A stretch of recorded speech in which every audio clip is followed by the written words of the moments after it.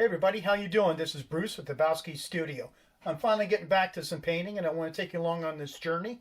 This one's going to be explaining my process on how I think about what to include in a scene and also various other art topics and what's been going on for all this time. So thanks for joining me and let's get into it. Okay, so before we get started with going through the video of the painting, I just want to kind of go over a few things, why I've been absent on YouTube. I've had a lot of changes in my life recently for about a year and a half, and some of you that follow my channel on Facebook and message me sometimes may know some of this information, but went through a divorce and relocated to a new part of Maine.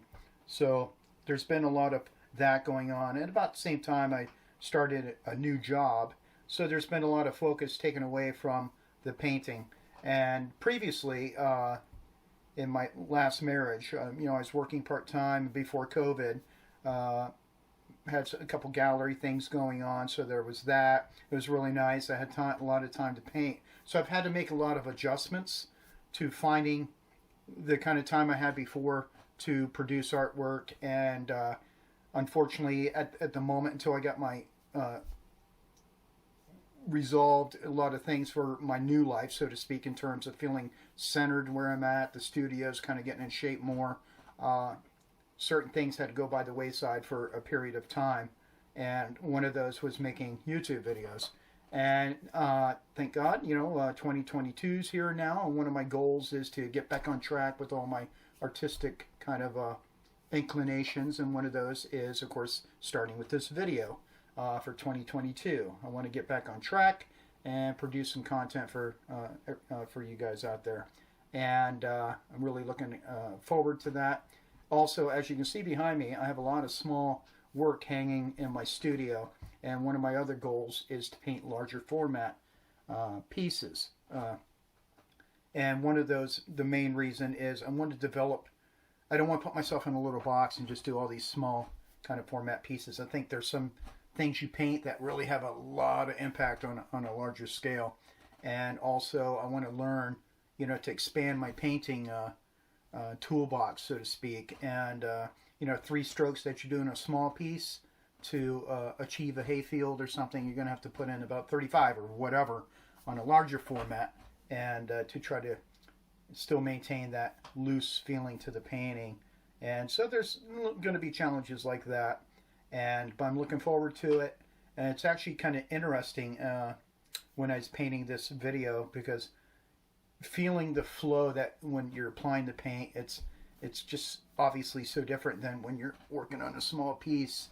I think that's going to be exciting over the course of the year as I produce more paintings, and I think it's going to make a nice, hopefully, body of work to approach now that I'm kind of getting back on track with the COVID and finding new ways around things. I want to try to get back and get into the galleries. So with that said, let's continue. Oh, and I also was, of course, with the new studio, working on designing a wall easel. I didn't design it. There's tons of YouTube videos on it, but I kind of did my version for my studio, and I'm putting in a couple clips here that you can see how that turned out. I'm really happy with it. It really works pretty well. Few minor adjustments I want to do for putting in another rail for it to have more capabilities for spacing. But if you have any questions about it, you can just drop me a line, and I'll try to do my best to answer those for you. So let's continue on with the painting process, and we'll talk about some more stuff and how I went about this painting. So thanks for hanging in there. If you're new, watching my channel for the first time, thanks for taking the time to do it. And if you like the content that you see, I invite you to subscribe and to see future content. Okay, let's go. Okay, the colors we're going to be using are Yellow Ochre, Burnt Sienna, Ivory Black, Titanium White, Ultramarine Blue, Cad Yellow Pale, and Cad Red Light. Okay, we're going to begin the video now. What you're seeing is me painting on a 24 by 30 canvas that I've toned with an ivory black. I've sketched out my scene in, obviously, ivory black that hasn't been thinned out. And for this whole process of the painting, I'm just using paint and some turpentine to get the base layers on. This painting it's not going to be a complete tutorial, but you've seen, if you've been following my channel, if not, you can check out past videos where I've discussed how I go about with a structured composition like this with a little more realism of doing proportion grid on my canvas and working from that from my photo reference, which you can see in the right hand behind my inset video. I have my tablet set up and I'm painting from a photo I took Portland, Maine. And when I'm working from a photo, as I've discussed before also, and as an artist, you should, I think, practice. Don't be married to the photo. You know, the first thing that caught my attention, of course, when I took the photo was the boat. That was the whole point of the composition, and everything else is going to be subordinate to that. One potential issue for this particular painting will be the dullness of the scene, because it's basically the dirty, you know, the working waterfront, and I might have to spice a few things up for a little pops of color, and that'll be nice because you'll have this grayish tones of the buildings and stuff behind all that, and that'll make those colors pop even more because there'll be no competition for saturated color. So that'll be something as I progress with the painting, getting that information in there. Now, as I'm painting the shadow side of the boat cabin, I guess you would call it, I will eventually probably push that value a little darker. Sometimes I want to get a little more things progressed. I just want to get a value on there and progress at a later time, finessing where it needs to go, darker, lighter, or with a little more information in the details.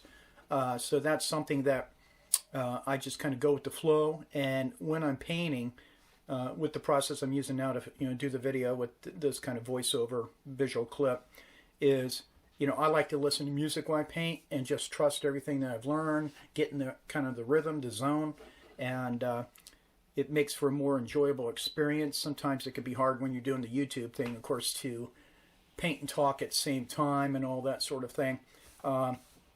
Obviously, I won't be doing just time lapses from now on, but I think sometimes it's appropriate because of the amount of time it takes for certain types of subjects, to get into. One thing you can do, like if you're like, how would I ever paint something like this? It seems so complicated. You got to break it down into little baby shapes. And it's really just a lot of big shapes. And then once you get those proportionally correct, you can then go in and subdivide that space and make it work out in the finer details. Don't get caught up in those right away.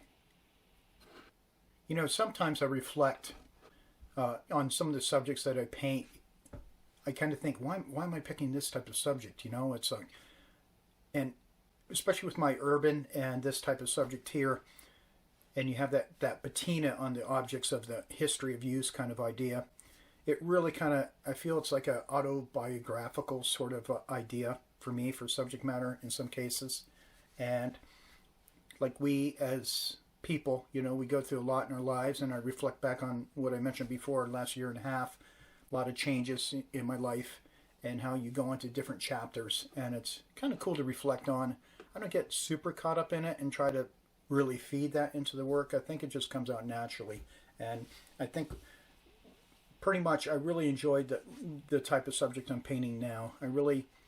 I think it combines a lot of things. I mostly, like artistically, it really kind of feeds into my love of shapes and composition, and how that negative shapes, like behind a building roof or different things like that, really kind of can excite me when I'm taking the reference photos for these paintings. I have painted some from life, but typically the type of subjects like this there's just not enough time to do that sort of thing on site, unless you have the capability, which, being in Portland, Maine, it's not right around the corner from my house. So typically that's why I take a camera with me when I go to locations like this, because I want to collect a lot of information. I just don't have time to get back there and really study. Yes, you can take a trip somewhere and spend several days, but typically I don't have that option. And for those of you out there that are looking at this maybe and saying, I don't know how I would even tackle something that's seemingly complicated, is because you feel you don't have the drawing skills. I would encourage you to sketch a lot, to draw a lot, carry a sketchbook around, and when you're watching TV at night, you can practice specific problems, like for, in this case, it'd be like proportions, fitting everything in the scene you want to paint, composition, things like that. And then maybe do that for 30 days, and then for the next 30 days, work on shading, and then turn into work in the studio doing little 20-minute oil studies on applying paint and that sort of idea. I think that'll help a lot.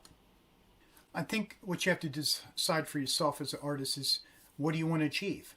You know, rather than just say, oh, I would love to paint like XYZ painter, you know, study them and find out, break it down, figure out what you need to do. If it's realism you want to paint, then you know that you got to work on your proportions and shading and all, and your color sense and values and all that stuff. And don't ever decide not to paint something because you can't, but because you choose not to. You know, there's a big danger in giving up and trying to progress forward in your art. So things to think about and chew on. Everyone's different, and for the goals that they want to achieve in their art. As an example, for myself, like I was mentioning before, you know, I was in the past kind of scared of doing large format paintings. Like, wow, I don't have the language for it. I don't know how I would go about doing it. How am I going to apply the paint? But sometimes, you know, you just got to jump on board and try and expect some failures. You know, failure to me is only knowledge in disguise, if you want it to be. You got to say, I want to learn, and if I mess something up, learn from that mistake and move on and improve. Sorry if this seems to be going on and on about this, but I think sometimes we need to push ourselves to advance our own interests and to become a better version of ourselves. And I'm really trying to do that this year and break out of this idea that, wow, I just don't have time to paint, don't have time to paint. But there are ways to set goals and make time for what you want to achieve. In a few moments here, we're going to be wrapping up this video. So if you have any questions about it or want to know more about what I was doing in the piece, please drop me a line. And if you were new, watching for the first time, thanks for joining me. I invite you to subscribe for more content in the future. I want 22 to be a great year, and let's all keep on painting. I just want you to decide that to really try to reach out and reach your artistic goals and try things you haven't tried before, because you'd be surprised how invigorating it is to learn something new. So, here's the end of the video. Hope you enjoyed it.